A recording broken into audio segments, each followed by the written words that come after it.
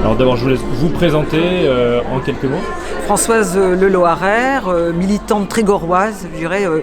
J'ai été militante syndicale et je suis aussi militante syndicale à la CGT, militante politique au Parti communiste français. Et là, je suis dans la coordination antiracisme Trégor-Goëlo. On se retrouve devant la sous-préfecture de Lannion en ce samedi matin dans le cadre d'un appel national à des actions contre le racisme et contre l'immigration jetable. Est-ce que vous pouvez décrire un peu l'ordre du jour Oui, c'est-à-dire qu'on se rend compte maintenant, il suffit de regarder un peu ce qui se passe autour de soi, qu'il y a une dégradation importante pour tous les gens qui sont en situation de migrants, de migration, et que ce soit aux frontières, quand ils rentrent, quand ils veulent rentrer, s'ils essayent de rentrer en France, et toutes les difficultés aussi qu'ils ont pour se faire être en situation légale. Donc les gens qui sont en situation illégale aujourd'hui ont beaucoup augmenté du fait du durcissement, je dirais, de l'attitude de l'État. D'où notre rassemblement devant la sous-préfecture, puisqu'à Lannion, qui est une ville sous-préfecture, représentant de l'État, c'est le sous-préfet. Et donc qui applique avec zèle toutes les directives Darmanin et compagnie. Et il y a aussi là, c'est aussi ce qui a motivé la journée d'aujourd'hui, il y a le gouvernement Macron, donc avec Darmanin comme sur ce sujet-là, ils veulent faire passer une loi pour l'immigration, pour encore plus durcir les conditions. Alors c'est une loi qui a été reportée dans le calendrier législatif. Alors il y a un mois de ça, on disait qu'on allait la faire passer en plusieurs morceaux, ce qu'a dit le gouvernement. Et puis là maintenant, ils ont dit qu'ils allaient faire une loi. Et puis là maintenant, il y a encore un peu de contradiction. Enfin, il y a Elisabeth Borne a dit, ça va être compliqué parce qu'on n'a pas de majorité pour la faire passer. Donc c'est un peu reporté. Mais ne doutons pas un seul instant que le ver est dans le fruit et que ils essaieront quand ils pourront de faire passer encore des conditions pour les gens qui sont en situation. Après, on peut discuter pourquoi les gens migrent, les raisons pour lesquelles, parce que avec le réchauffement climatique ou le dérèglement climatique, c'est évident que les gens ils fuient la guerre, ils fuient la misère, ils fuient l'impossibilité de vivre sur la terre où ils sont. C'est pas comme ça, tiens, on va aller faire un petit tour en France, parce que vraiment c'est formidable la France, on touche des aides et tout ça sans rien faire. Mais non, c'est un mensonge éhonté qui est diffusé par beaucoup, et parfois même dans certains médias, quoi. Vous pressentez que ce projet de loi éventuel, il contiendrait des mesures pour durcir les conditions d'accueil, c'est-à-dire les aides qui sont allouées ou même les textes, faciliter les expulsions aussi, c'est ça? Oui, bien sûr, oui, parce que si vous vous rappelez, il n'y a pas très longtemps, il a été dit par des membres du gouvernement, Darmanin entre autres, puisque c'est lui qui a ça en charge en tant que ministre de l'Intérieur, que les OQTF, il y en a beaucoup de personnes qui sont sous une obligation de quitter le territoire français, et qu'en fait c'est jamais mis en œuvre, ce qui est un vrai scandale pour eux. Qu'il y a des gens qui sont sous OQTF et qui restent vivre là où ils sont en France. Voilà. Et donc il s'agit de vraiment expulser les gens. Et c'est en cela d'ailleurs que ce qui se passe à Mayotte aussi est un peu un laboratoire pour un peu voir comment on peut faire, quoi. Alors on va parler de Mayotte, mais dans le Trégor, est-ce qu'il y a justement des personnes qui sont sous le coup d'OQTF? Oui, une famille albanaise. Oui, une famille albanaise. Bon, moi oui, bien sûr. Qui est aidée par le collectif. Oui, la famille albanaise, ouais. Oui, moi je suis pas au collectif des sans-papiers là, c'est Philippe Vital et Chantal Lemoine qui sont un peu les principaux acteurs. Ils assurent des permanences et tout ça. Bien sûr qu'il y a des gens qui sont et qui du coup parce qu'ils sont en situation irrégulière et que la régularisation, il y a 40 ans de ça, il y avait des choses qui se faisaient en quelques mois. Maintenant, c'est presque un parcours impossible, quoi.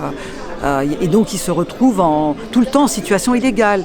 Et là, on citait un cas tout à l'heure, un gars qui a été arrêté, et puis un migrant qui est en situation irrégulière. Ils font la chasse aux faciès, parce que c'est sur la base de la couleur de peau que ça se passe. Ici aussi, à Pérouse, à Lannion. C'est-à-dire ils voient un noir, ou quelque chose, ils vont aller assez vite l'arrêter, lui demander ses papiers, voir sa situation. Et du coup, heureusement qu'il y a le collectif des sans-papiers qui les aide quand même, qui leur apporte une aide juridique quoi, aussi, ou des conseils. Voilà. Mais alors, la vie est dure pour ces gens-là aujourd'hui, hein, très très très dure contrairement à qui. Bon. Il y a quelques jours à peine, quelques semaines tout au plus, on a appris que le gouvernement voulait mener une grande opération d'expulsion finalement de Comoriens qui se trouvent sur l'île de Mayotte, qui fait même partie des Comores mais qui est française, qui sont en situation irrégulière et ça passe par des interventions, voire des destructions de bidonvilles. Alors ça bloque évidemment côté comorien, ça bloque aussi côté justice administrative française. On a des voix qui sont élevées, celle de la défenseur des droits par exemple, qui a mis en œuvre de cette action. Pour l'instant on a des compagnies de CRS qui sont arrivées sur place, on a déjà des fortes tensions, voire des affrontements, je crois même. Quel est votre sentiment sur cette opération qui se passe à Mayotte et qui donc trouve une résonance jusqu'à Lannion? Pourtant Lannion oui. c'est loin de Mayotte. Oui, ben, il y a des personnes qui sont originaires de Mayotte. Alors la situation à Mayotte, il ne faut pas se le cacher, c'est une situation extrêmement complexe. Hein, parce que là, il y avait, je crois, il y a des Comoriens, des Mahorais qui habitent Mayotte et qui sont à la limite pour les méthodes utilisées par l'État français. L'État, des méthodes policières brutales, parce que la vie y est difficile pour la plupart des gens là-bas, pour les plus modestes, y compris ceux qui sont en situation complètement régulière, qui sont français. Parce qu'il y a une misère quand même un niveau de misère bien plus important qu'en France, à Mayotte, pour tout le monde. Et puis il y a cette population qui n'a fait que grossir avec l'espérance d'une vie meilleure à 60, parce qu'ils viennent des Comores, des 3 autres îles de l'archipel des Comores, dont faisait avant partie, l'archipel des Comores faisait partie Mayotte, et qui est aujourd'hui un département français depuis 2011. Et donc il y a une tentation évidemment forte de venir vivre un peu mieux à Mayotte. Mais ça crée une situation qui est difficile, là, parce que c'est surpeuplé. Et du coup, il y a des gangs qui ont été créés. Évidemment, on fait le lien, on dit il faut utiliser la répression, il faut les virer. Et on sait aujourd'hui que quand même la moitié des gens qui sont expulsés de France,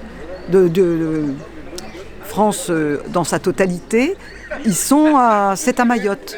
Il y a sur 50 000 personnes, je crois, qui sont expulsées de France. Il y en a 25 000. Ils sont expulsés parce qu'il y a déjà eu, avant la fameuse opération Wambouchou, là, c'est commencé déjà à essayer d'expulser des gens de Mayotte, qui sont en situation irrégulière. Mais ça ne réglera rien. Parce que qu'est-ce qu'on sait de la situation des gens, comment ça se passe quand les gens on les pousse à partir? Eh bien, d'une manière ou d'une autre, ils essayent de revenir. En plus, là, il y a des gens quand même à Mayotte qui vivent depuis des dizaines, presque des décennies, dans ces fameux bidonvilles, là, en situation plus ou moins régulière ou irrégulière, mais c'est pas quelque chose qui est arrivé là aujourd'hui, quoi. Et bon, c'est pas simple. Mais c'est le résultat de politiques néocolonialistes, on peut le dire, de la France depuis, qui a organisé aussi sur l'île des Comores des coups d'État, Bob Denard et compagnie. Enfin, il faut remonter sur l'histoire des Comores, sur plusieurs décennies aussi, pour montrer que la situation qu'on a aujourd'hui, qui est explosive, c'est évident, on n'a pas fait grand-chose pour la résoudre. Et puis là aujourd'hui, il y a donc 10 ans, en 2011, c'est transformé, il y a la départementalisation, mais alors c'est un sous-département de la France, quoi, parce que les droits ne sont pas les mêmes, il n'y a pas les mêmes moyens au niveau des services publics et tout ça. Donc voilà, c'est pas simple. Est-ce que ça vous paraît inextricable ou est-ce qu'il y a des solutions malgré tout En tous les cas, c'est certainement pas les méthodes d'envoyer le GIGN, le RAID, la CRS 8 pour faire une opération policière, quoi, des plus virulentes. Ça va pas régler la situation des gens, voilà. Est-ce qu'il y a quelque chose à ajouter ? Non, sinon que nous, la coordination, on s'inscrira dans tout ce qui sera décidé au niveau national et puis voir, on aura peut-être des initiatives ici en local et que c'est important. Puis bon, il y a un truc dont on n'a pas parlé, c'est aussi la montée un peu du Rassemblement national et puis vraiment la politique du gouvernement qui est de plus en plus autoritaire, quoi, voilà. Et avec cette dérive autoritaire qui est quand même inquiétante. On a les propos du ministre des Finances, Bertrand, qui a dit que les gens qui transfèrent leur retraite, il a dit comme au Maghreb par exemple, quoi. Bruno Le Maire. Bruno Le Maire. Qu'est-ce que j'ai dit? C'est son ancien camarade Xavier Bertrand, mais ils sont plus même partis. Excusez-moi Xavier Bertrand. Le maire, voilà, qui a eu des propos, c'est incroyable, quoi, de dire des choses pareilles, alors qu'un retraité français, pour des retraités, il leur reproche aux retraités d'aller envoyer une partie de leur retraite au Maghreb. Il a fallu qu'il cite cet exemple-là. Quand il y a des Français qui vont en retraite au Portugal ou au Maroc, ça gêne personne. Des bons Français bien blancs, quoi, évidemment. Voilà. J'arrête là parce que on pourrait. Donc l'ambiance n'est. Oui, n'est pas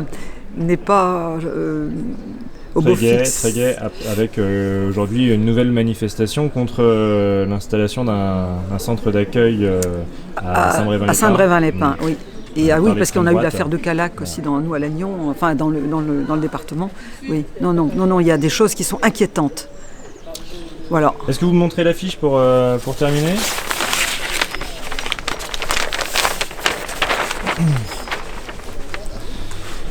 Voilà, et donc pour l'instant pas de rendez-vous, de date de fixer. Le 1er mai. À part le 1er mai. À part le 1er mai. Journée internationale. Oui, journée des travailleurs internationale, avec cette dimension-là importante, internationaliste, ouais, bien sûr. Et puis à l'appel des syndicats, bien sûr, mais où la coordination antiracisme Trégor-Guello prendra la parole. Merci beaucoup. Voilà.